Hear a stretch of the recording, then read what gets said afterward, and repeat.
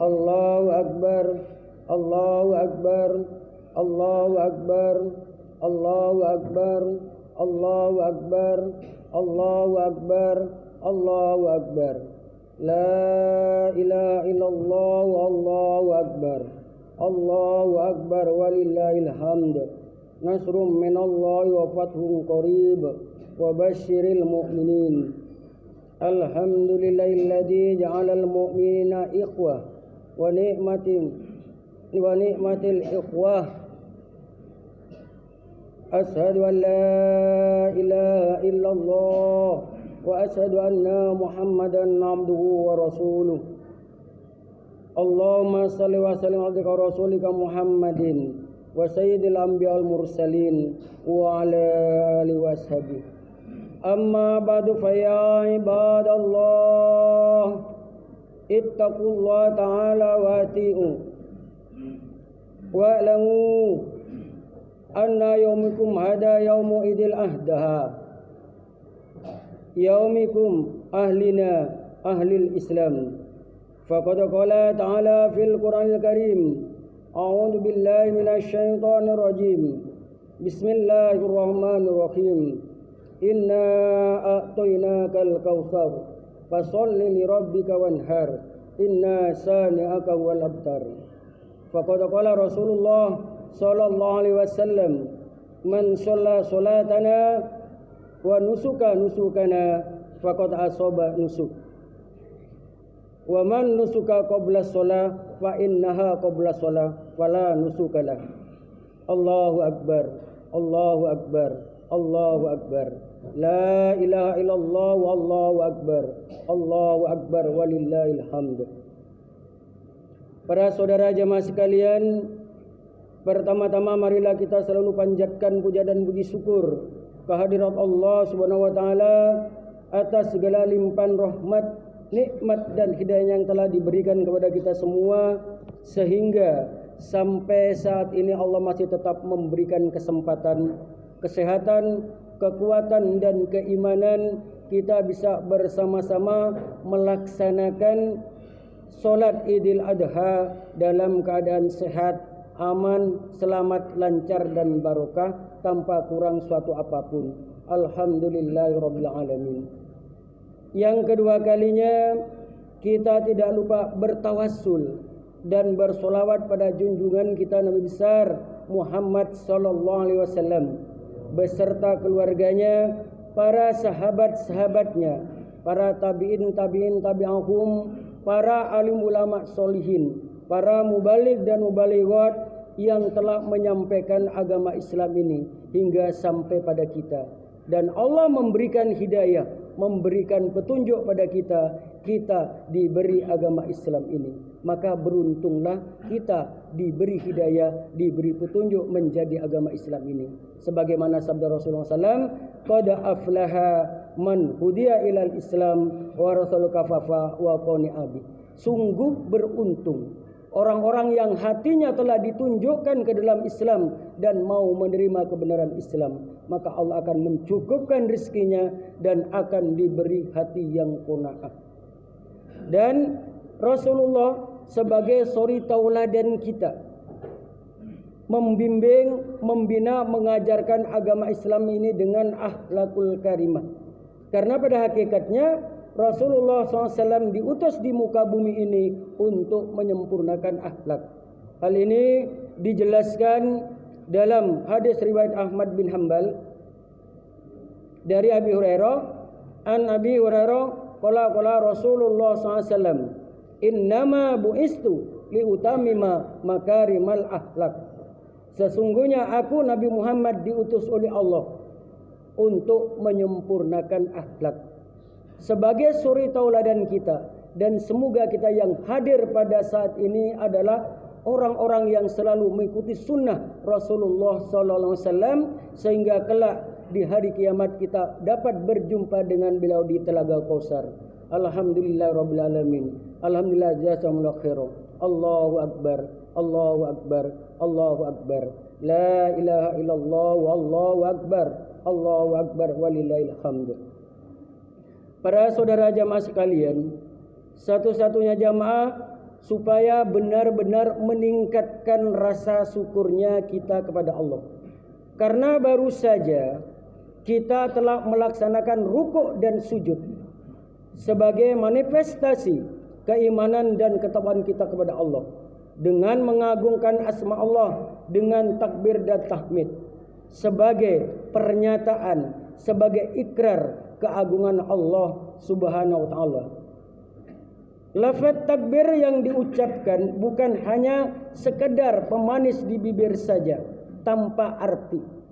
Akan tetapi lafaz takbir yang telah diucapkan tersebut betul-betul merasuk ke dalam jiwa serta dihayati dengan sepenuh hati, sehingga dapat menghilangkan keangkuhan dan kesombongan yang dapat menjauhkan dari rahmat Allah. Karena segala sesuatu apa yang melekat pada diri kita, yang telah disandang pada kita, seperti gelar, pangkat, jabatan, itu kecil di hadapan Allah. Allah Maha Agung, Allah Maha Besar.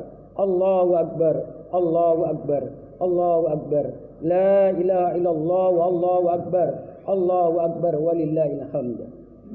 Para saudara jamaah sekalian, hari ini disebut juga dengan Idul Adha, Hari Raya Haji, karena bertepakan dengan orang melaksanakan haji di Mekah Al-Mukarramah, dan juga disebut Idul Adha atau Hari Raya Korban atau Hari Raya Menyembelih, karena disunnahkan untuk menyembelih korban.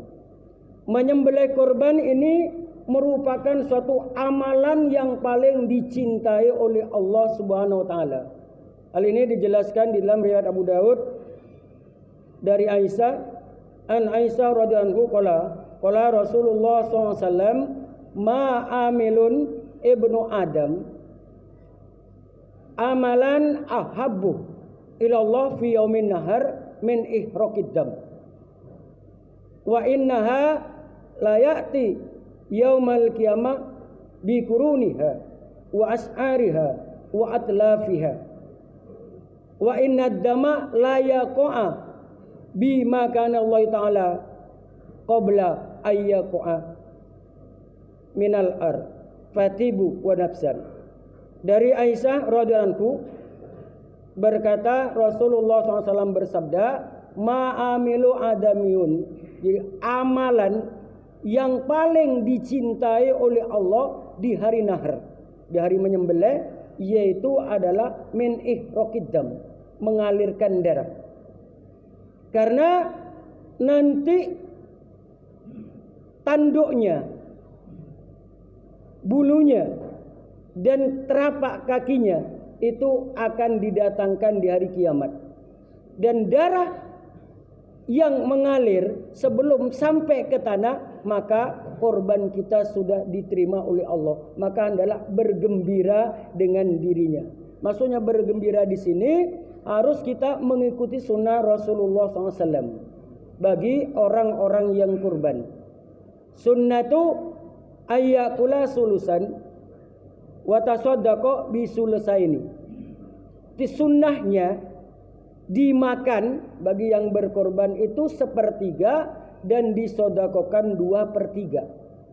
Para ulama bersepakat 1/3 umpamanya bersarekah 7 orang, maka 1/3 dibagi 7, yaitu mengambil paha belakang atau sampil belakang 2, jeruan 1, atau kalau tidak ambil jeruannya, kaki depannya 1. Ini dibagi 7.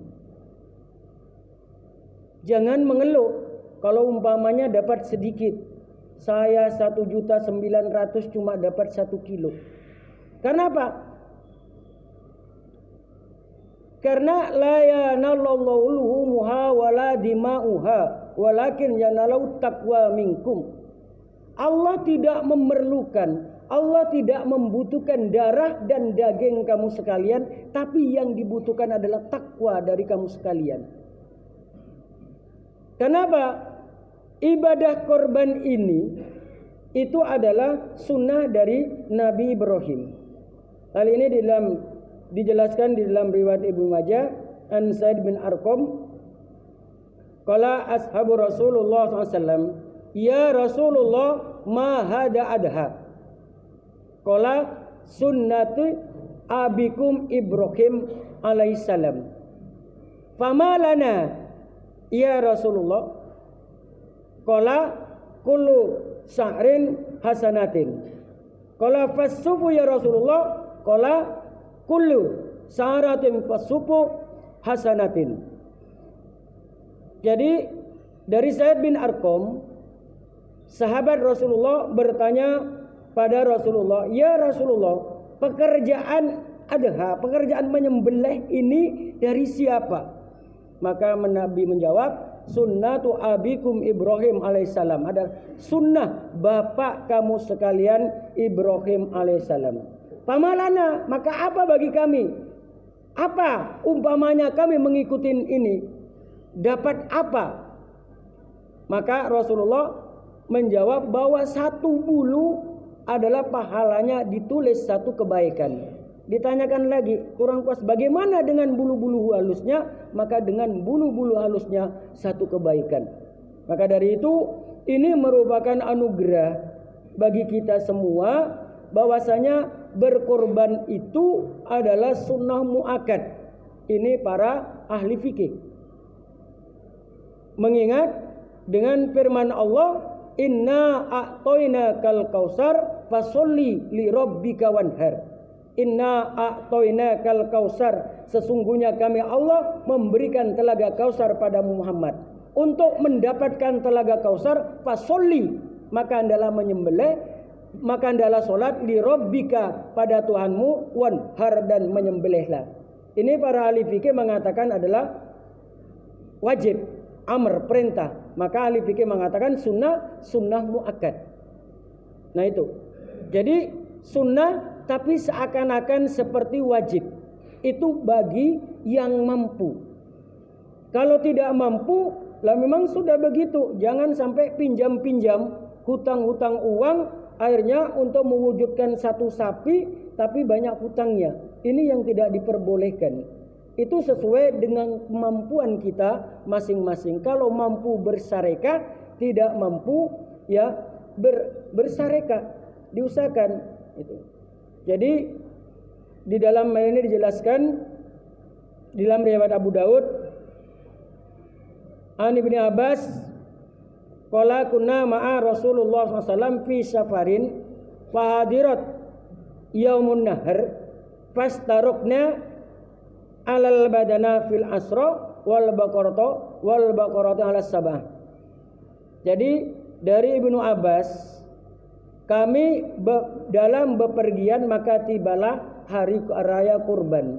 Maka kami bersyarikat onta 10 dan sapi 7 orang. Para ahli hadis ini berbeda pendapat dari ahli fikih. Kalau ahli hadis melihat dari asbabul wurud hadis ini. Karena para sahabat yang ikut Rasulullah waktu itu 17 orang. Ini ada perbedaan. Jadi perbedaan ini ahli hadis mengatakan tidak mutlak harus 7. Jadi dengan adanya perbedaan ini jangan diperdebatkan. Karena sama-sama ada dalilnya masing-masing. Kalau yakin dengan 7 silakan 7. Umpamanya lebih dari 7 ya silakan. Itu tidak dosa. Nah itu. Tidak salah. Yang tidak salah itu yang salah itu adalah yang tidak berbuat apa-apa. Mari kita sebagai orang iman, sebagai orang Islam yang telah diberi hidayah, diberi petunjuk oleh Allah, dijadikan orang Islam ini merupakan suatu anugerah yang tak terhingga. Karena Islam ini tidak diberikan pada sembarang orang. Islam ini hanya diberikan pada orang yang telah dikehendaki oleh Allah. Wallahu yahtasu bi rahmati may yasha. Sungguhnya Allah menghususkan rahmatnya terhadap orang yang telah dikehendaki oleh Allah. Dan masalah rezeki itu sudah terbagi-bagi. Tapi masalah agama hanya diberikan terhadap orang yang telah dicintai oleh Allah. Sebagaimana sabda Rasulullah SAW di dalam riwayat Ahmad an Abdullah bin Mas'ud, qala Rasulullah SAW, inna Allah qasama bainakum arzaqakum kama qasama bainakum ahlaqakum. Innallaha yutid dunya ma yuhibbu man la yuhibbu wa la yutidina illa man ahabba faman atladina faqad ahabba. Dari Abdullah bin Mas'ud berkata, Rasulullah SAW bersabda, innallaha qasama bainakum arzaqakum. Sesungguhnya Allah telah membagi rezeki di antara kamu sekalian sebagaimana membagi akhlak terhadap kamu sekalian. Jadi rezeki dan akhlak itu sudah terbagi-bagi. Tinggal kita berdoa kepada Allah. Namun yang diutamakan harus kebanyakan kita minta akhlak. Karena masih banyak di antara kita yang berdoa hanya minta rezeki, sementara akhlak diabaikan. Apakah akhlak lebih penting daripada rezeki? Padahal Rasulullah diutus di muka bumi ini untuk menyempurnakan akhlak. Maka kalau kita berdoa kepada Allah, berusaha dirubah, jangan minta rezeki dulu, minta akhlak dulu. Ya Allah, Ya Rahman, Ya Rahim, Ya Dal Jalali wal Ikram, berilah saya, bapak saya, ibu saya, anak-anak saya, keluarga saya, sahabat-sahabat saya, guru-guru saya diberi bagian akhlakul karimah yang banyak sehingga dapat meningkatkan derajat surga yang tinggi. Ya Allah, berilah rezeki yang barokah. Baru ke rezeki.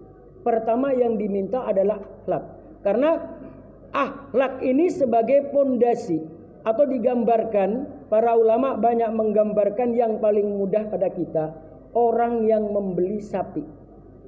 Jadi kalau orang yang minta rezeki hanya membeli talinya saja, maka sapi tidak didapatkan. Tapi orang yang minta akhlak sama dengan orang yang membeli sapi, maka talinya didapatkan. Kalau kita sudah minta akhlak yang banyak, maka rezeki ikut dengan sendirinya. Dan maka dari itu kita robah mindset kita, minta akhlak yang banyak untuk meningkatkan derajat surga yang tinggi. Ingatlah bahwa kita hidup di dunia ini hanya sementara, setelah itu pasti akan mengalami yang namanya kematian. Setelah mati ada dua tempat, farikum fil jannah wa farikum fis sa'ir. Segolongan ke surga dan segolongan ke neraka. Yang menentukan masuk surga dan neraka tergantung dari jamaah sekalian, tergantung dari kita semua. Timbul suatu pertanyaan, kenapa kok tergantung dari kita? Yang punya surga Allah, yang punya neraka Allah, kok kita yang menentukan? Karena Allah telah memberikan jalan. Inna hada siratal mustaqima fattabi'u wala tatabi'u subula fatafaraqu bikum an sabili. Inilah Islam, jalanku yang lurus, maka hendaklah kalian ikuti, jangan mengikuti banyak jalan, maka akan terpecah belah kamu sekalian, terpisah-pisah. Padahal al-jama'atu rahmah wal firqatu adabah. Berjamaah itu adalah rahmah, sedangkan firqah adalah azab. Maka kita berusaha semaksimal mungkin untuk meningkatkan keimanan dan ketakwaan kita kepada Allah. Karena surga itu hanya diberikan terhadap orang yang telah diberi rahmat oleh Allah. Untuk mendapatkan rahmat harus kita beramal. Tilkal jannatul lati uristumuha bima kuntum ta'malun. Demikian itulah surga diwariskan bagi tiap-tiap orang yang mau mengamalkan. Siapa saja yang mengamalkan, yang tua, yang kaya, yang miskin, yang penting mengamalkan sesuai dengan syariat yang telah ditetapkan oleh Allah dan Rasulnya. Sebagaimana sabda Rasulullah SAW, taraktu fikum amrayni lan tadilu ma tamassaktum bihima, kitabillah wa sunnatin nabi. Telah kutinggalkan dua perkara, tidak akan sesat kamu sekalian selama kamu menatapi dua perkara, kitab Allah, Al-Quran, dan sunnatin nabi adalah al-hadis. Kita kaji Al-Qurannya dan kita kaji al-hadisnya. Al-Quran global, umum. Wa aqimus shalah wa atuz zakah warka'u ma'arrakin. Dirikan salat, datangkan zakat, dan rukulah bersama orang yang ruku. Ini tidak dijelaskan salat duhur 4 rakaat, salat subuh 2 rakaat, salat sunnah idul adha 2 rakaat. Itu tidak dijelaskan dalam Al-Quran. Sebagai penjelas, sebagai bayan adalah al-hadisnya. Karena sebagai sumber hukum yang kedua. Kalau kita kaji Al-Quran dan hadis, maka kita tidak akan tersesat. Dan maka dari itu, mari kita, tetapi Al-Quran dan hadis ini sampai pol ajal kita masing-masing. Sehingga dari waktu ke waktu keimanan kita semakin meningkat, yang pada akhirnya Allah semakin cinta pada kita. Kalau Allah cinta pada kita, yuhibbu lakum wa yaghfir lakum dzunubakum wa yudkhilkum jannah. Insyaallah, apabila Allah telah cinta pada kamu sekalian, maka Allah akan mengampuni dosa-dosa kamu sekalian dan dimasukkan dalam surganya Allah. Alhamdulillah, jazakumullah khairan. Semuanya dari Allah, kita kembalikan kepada Allah. Barakallahu fiikum wa nafa'ani bima fi minal ayati wa dzikril hakim. Innahu ta'ala jawadun karim, malikum bararrahmanur rahim, wa nastaghfirullah innahu wal ghafurur rahim. Alhamdulillah kama yajibu alaina min hamdi wa ta'dimi wa naskuru subhanahu wa